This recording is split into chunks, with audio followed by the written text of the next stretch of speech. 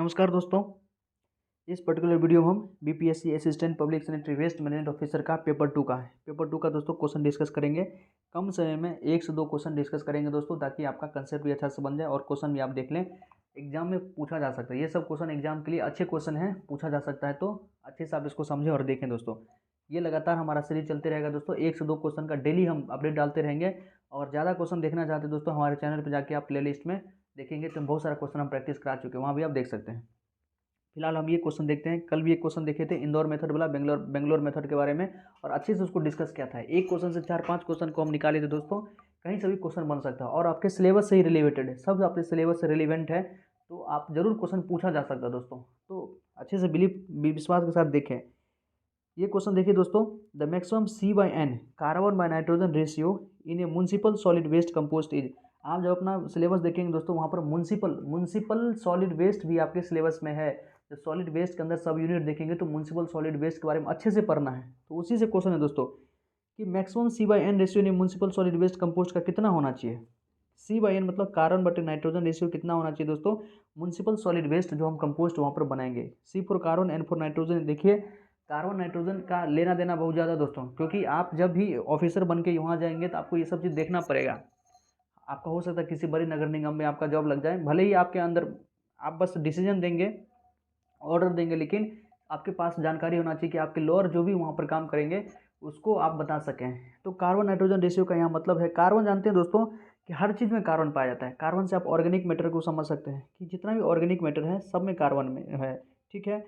और organic matter ज़्यादा होगा, एक प्रकार से मान लीजिए वेस्ट है, अगर उसमें कार्बन ज़्यादा है तो मतलब ऑर्गेनिक मैटर ज़्यादा है, सही से वो डिकम्पोज नहीं हो पाया, ओके। और नाइट्रोजन दोस्तों बॉडी बिल्डिंग कह सकते हैं, सेल स्ट्रक्चर वगैरह बनाने में इसको मदद करता है।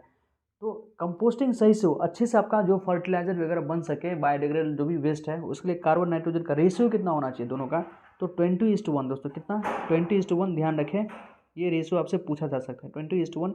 इसका थोड़ा बहुत हम एक्सप्लेनेशन भी देख लेते हैं। देखिए यहाँ से समझते हैं। The carbon nitrogen ratio of the municipal solid waste compost was 14.4, पहले 14.5 माना जाता था। The CN ratio determines the extent of composting and degree of compost maturity.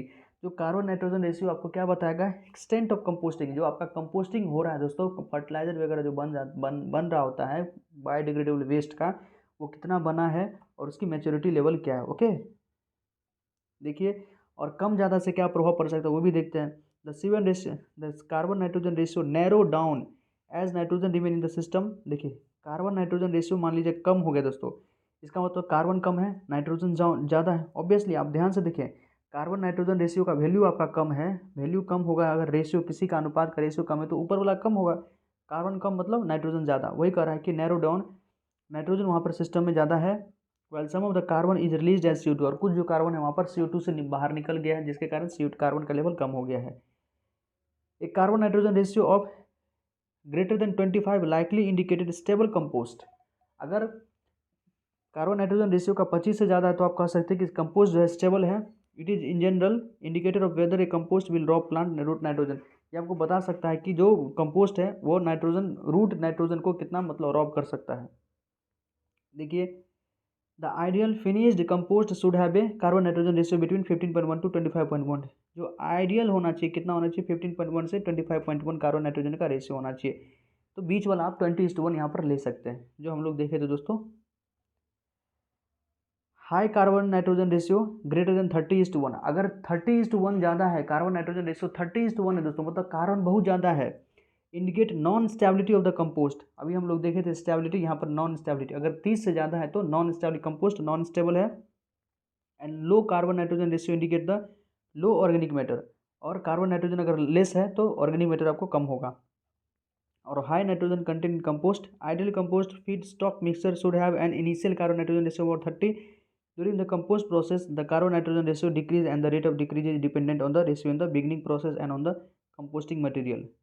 हमने पहले भी चर्चा किया था दोस्तों कि कार्बन नाइट्रोजन रेशियो मतलब क्या होना चाहिए, आइडियल 20:1 होना चाहिए, ताकि आपका कंपोस्ट सही से हो पाए। और स्टेबल अनस्टेबल हम लोग देखे थे, 30:1 से ज़्यादा हो गया तो अनस्टेबल हो जाएगा, ओके। देखिए कन्फ्यूजन पॉइंट है, carbon nitrogen ratio of the digestive material, जो भी डाइजेस्टिव मटीरियल है उसका कार्बन नाइट्रोजन रेशियो कितना होना चाहिए, 30 से 50 होना चाहिए फॉर ऑप्टिमम डाइजेशन। अच्छे से मतलब हमारा जो भी डाइजेस्टिव मटेरियल अच्छे से डाइजेस्ट हो पाए, उसके अंदर जो कार्बन नाइट्रोजन का रेशियो होना, जो भी फूड मटेरियल है जिसके अंदर ऑर्गेनिक मैटर, दोस्तों ऑर्गेनिक मैटर के अंदर कार्बन नाइट्रोजन दोनों चीज़ होता है, उसके अंदर कार्बन नाइट्रोजन का रेशियो 30 से 50 होना चाहिए। ओके, 30 से 50 होना चाहिए ऑप्टिमम डाइजेशन, अच्छे से डाइजेशन होने के लिए, ये भी आप ध्यान रखें। ओके, डाइजेस्टिव मटेरियल है यहाँ पर। और म्युनिसिपल सॉलिड वेस्ट में 20:1। एक और क्वेश्चन देखते हैं।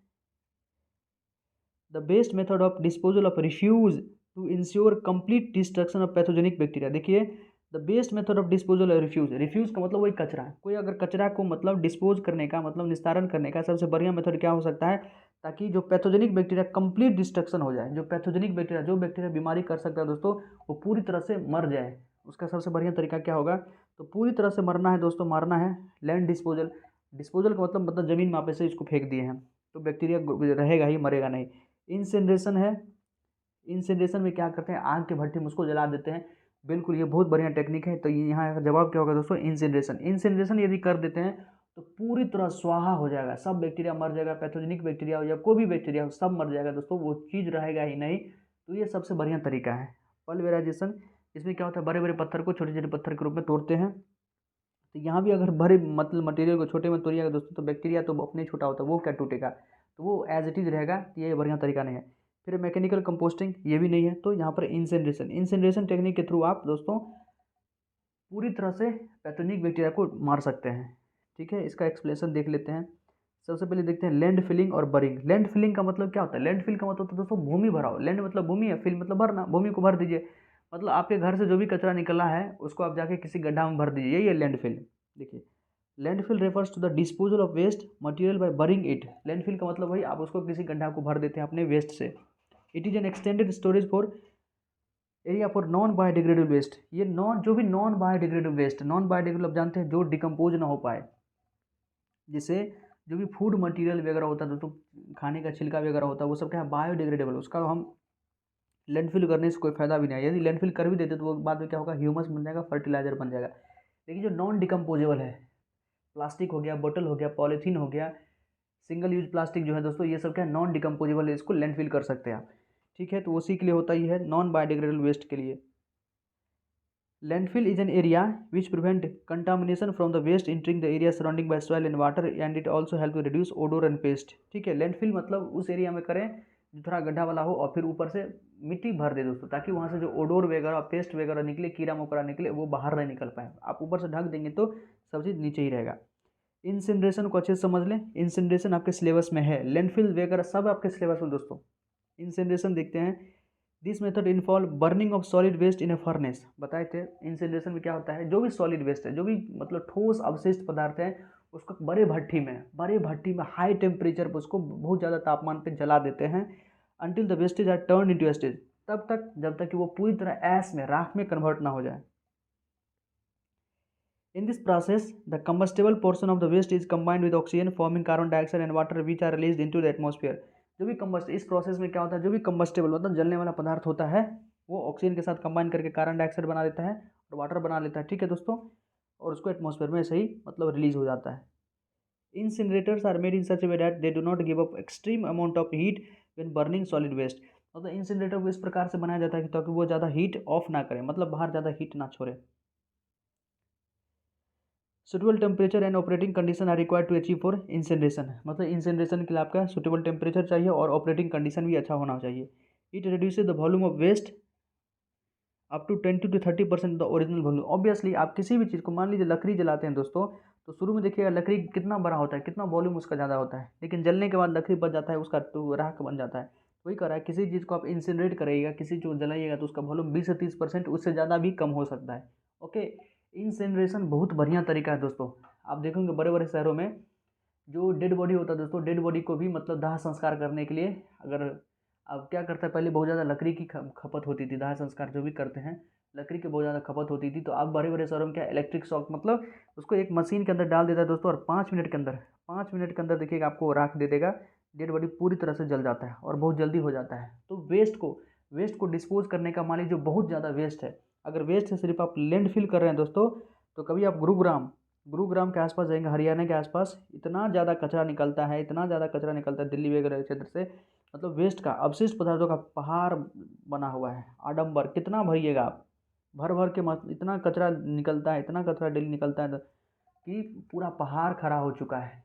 तो ठीक, उसको मतलब ओवरकम करने के लिए इंसिनरेटर अगर बन जाए, इंसिनरेटर में थोड़ा पैसा लगता है, शुरुआती इन्वेस्टमेंट में उसको बहुत ज़्यादा पैसा लगता है, लेकिन एक बार लग जाता है ना तो फिर आप उससे कुछ पैसा कमा भी सकते हैं। ठीक है, तो सरकार इस पर काम कर रही है, बहुत जगह अपने देश में भी इंसिनरेटर लग रहा है, विदेशों में तो बहुत ज़्यादा लगा हुआ है। वो क्या करते हैं, जो भी वेस्ट आता है नॉन डिकम्पोजेबल है, जो मतलब उसका हम कुछ आगे कर नहीं सकते हैं, उसको क्या करते हैं इंसिनरेटर के अंदर डालते हैं, राख बना देता है, और राख इतना ज़्यादा वॉल्यूम कम हो जाता है कि उसको आसानी से हम इधर उधर मतलब कहीं भी फेंक सकते हैं, कर सकते हैं, लैंडफिल कर सकते हैं। तो इंसिनरेटर बढ़िया चीज़ है। याद रखिएगा, एक इंसिनरेटर होता है, एक पायरोलाइसिस। पायरोलाइसिस के बारे में बताएंगे, बस दोनों में ही जलाते हैं, दोनों को आग में जलाते हैं। बस इंसिनरेशन में ध्यान रखिए कि इंसिनरेशन में ऑक्सीजन इन्वॉल्व है। ऑक्सीजन है दोस्तों, ऑक्सीजन के प्रेजेंस में ऑक्सीजन यहाँ पर इन्वॉल्व है। ठीक है, ऑक्सीजन यहाँ पर शामिल है। क्वेश्चन पूछा जा सकता है कि किस में ऑक्सीजन शामिल नहीं होता है, इंसिनरेशन या पायरोलाइसिस में। तो इंसिनरेशन में ऑक्सीजन शामिल होता है, पायरोलाइसिस में ऑक्सीजन के अब्सेंस में जलाते हैं। पायरोलाइसिस में ऑक्सीजन के अब्सेंस में जलाते हैं, इंसिनरेशन में ऑक्सीजन के प्रेजेंस में जलाते हैं। यहाँ से ऑब्जेक्टिव क्वेश्चन बन जा सकता है। ठीक है, तो सोचिए तो बहुत छोटा होता है, लेकिन क्या करें दोस्तों, ये टॉपिक ही ऐसा है, थोड़ा समझाने में समय लग जाता है। लेकिन देखिए आप अच्छे से 2 क्वेश्चन भी आपका अच्छे से तैयार तैयार हो जाता है तो समझिए मोर देन सफिशिएंट है दोस्तों।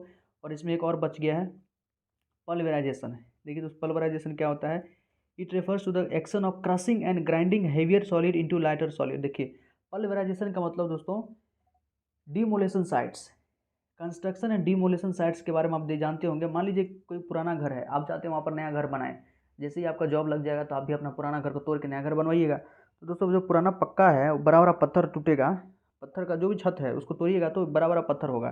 ठीक है, ये डिमोलिशन साइट्स होता है। तो उसी को आप क्या कीजिएगा, चाहिएगा कि किसी कोई आपका जो गड्ढा वाला क्षेत्र है या भूमि भरना ही पड़ेगा, नया घर बनाएंगे तो सोचिएगा थोड़ा रोड के हाइट से अपना घर थोड़ा हाइट ऊंचा हो। ठीक है, तो उसको जो भरने के लिए क्या कीजिएगा, आप इसको तोड़िएगा दोस्तों, छोटे छोटे टुकड़े में उसको तोड़िएगा। यदि आपका गड्ढा वाला क्षेत्र है तो उसको भर दीजिए, नहीं तो रोड में अगर कहीं गड्ढा है तो वहाँ पर जाके भर सकते हैं। तो पल्वराइजेशन का मतलब ये होता है बड़े बड़े टुकड़ा को हम छोटे छोटे टुकड़ा में कन्वर्ट करते हैं, क्रश करते हैं उसको। ठीक है, हैवियर सॉलिड को ग्राइंड करते हैं और उसको लाइटर सॉलिड में बदलते हैं। इसको कहते हैं पल्वराइजेशन। आसान है पल्वराइजेशन, टर्मिनोलॉजी आपको पता होना चाहिए। पल्वराइजेशन का मतलब बड़े बड़े टुकड़े को छोटा टुकड़ा में कन्वर्ट करते हैं, सिंपल है। कंपोस्टिंग का मतलब फर्टिलाइजर वगैरह बनाना बायोडिग्रेडेबल वेस्ट का। तो फिर ठीक है दोस्तों, आपको अच्छा लगा तो प्लीज़ चैनल को सब्सक्राइब कर दें, लाइक कर दें और जुड़े रहें हमारे चैनल से। बहुत बहुत धन्यवाद, जय हिंद।